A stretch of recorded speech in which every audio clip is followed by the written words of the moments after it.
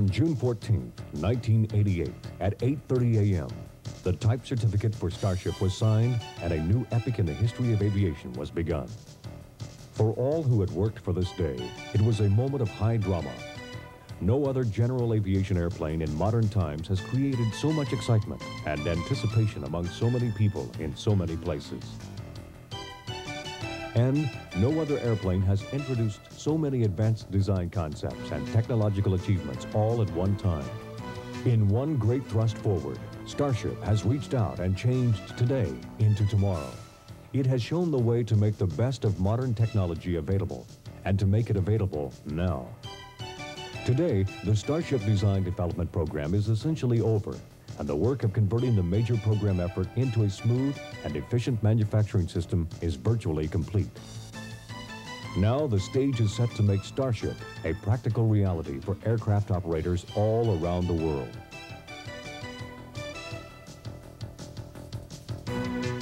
A new 11-acre plant is now fully equipped with production machines, tools, and testing facilities. It's the high-tech nest from which all future Starships will fly.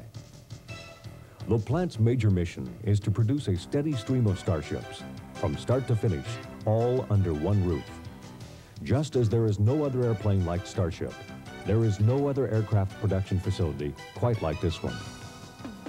Inside, there's a brand new world of computer-controlled pattern makers and cutters, a huge environmentally conditioned clean room, one of the largest autoclaves ever installed, new space-age robotic test machines, and enormous tools and fixtures, especially designed to hold the largest single parts ever seen in general aviation.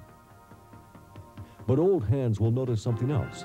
It's a world without rivets. Here is where the work of fabricating and assembling the only all-composite business airplane in the world begins and ends. The journey for each new Starship commences in a refrigerated storage room. The pre-preg graphite, from which much of Starship is fashioned, is a simple roller cloth, woven from graphite fibers and impregnated with epoxy. This basic material is destined to become the parts from which the entire aerodynamic structure of Starship is assembled. Approximately 2,600 parts are used in Starship, significantly fewer than the number required in traditional metal construction. The process for manufacturing virtually all of these parts begins here, in the shaping and cutting of exact mylar patterns, laid over and into the exact contours of individual tools. From these patterns, the Command 1000 computer system digitizes the precise configuration of each ply of each part, converting the shape to numerical data to be stored on magnetic tapes for use on the Gerber cutter.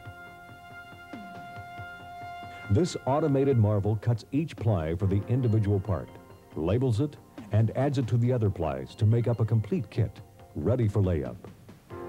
The steadily accelerating buildup in production now calls for 2 shifts on the cutting operation.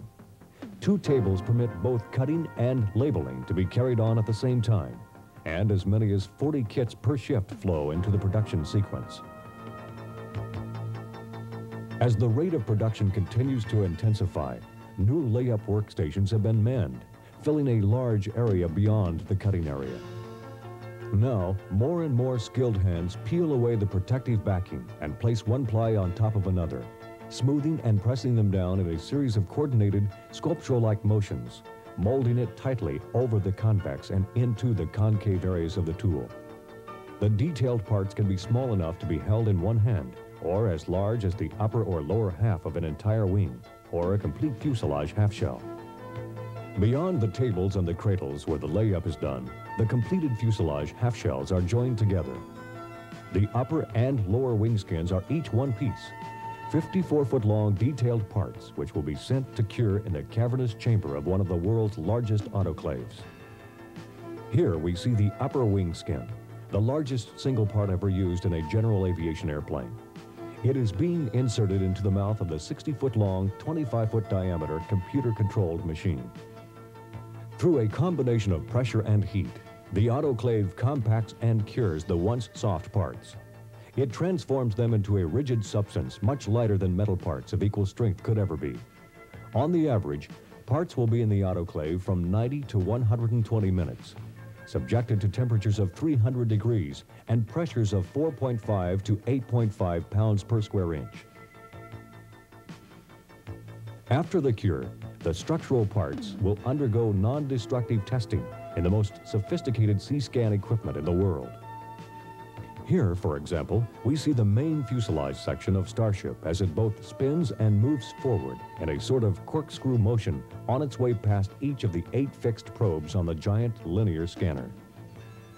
Each of the probes produces a high-pressure water jet, which strikes the assembly on opposite sides at precisely the same spot, transmitting sound waves to a computer screen where they are interpreted by a certified technician, after which the results become a part of each Starship's quality assurance record.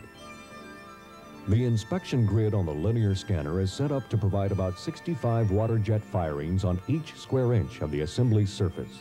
In all, there will be about 2 million ultrasonic firings on the main fuselage assembly alone. Several million more firings will be used in scanning the tail and nose assemblies. The wing scanner is set up for an even greater concentration of ultrasonic signals. The incredible number of signals used to inspect all the way through Starship's composite skin and the state-of-the-art equipment designed especially to do the job is clear evidence that Starship is, without question, the most thoroughly tested general aviation aircraft ever produced.